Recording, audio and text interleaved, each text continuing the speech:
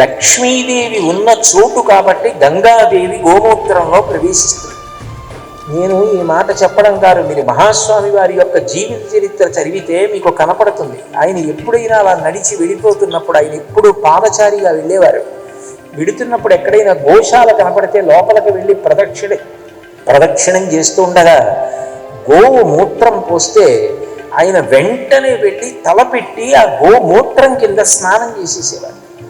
గోమూత్రము గంగాజలము, గోమూత్రమునందే గంగ అధివసించి ఉంటుంది.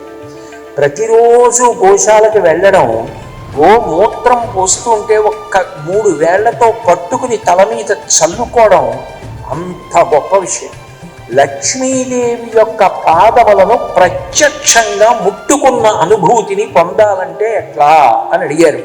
చాగంటి కోటేశ్వరరావు గారు అబద్ధాలు చెప్తున్నారని మీరు అనుకుంటే, నడిచే దైవమని పేరుగాంచిన మహాస్వామి వారు చెప్పినటువంటి మాటలు ఉన్న పుస్తకాలు పరిశీలించండి.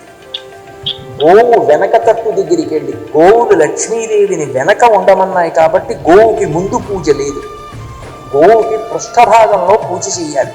గోవుకి పుష్పహారం వేస్తే అందం కోసం మెడలో వేస్తారంతే. నిజానికి పుష్పహారం మొదట ఎక్కడ వెయ్యాలి అంటే గోపృష్ఠమునందు వెయ్యాలి. గోవుకి పూజ చేస్తే వెనక తట్టులో చెయ్యాలి. ఎద్దుకి పూజ చేస్తే ముఖమునందు పూజ చేయాలి.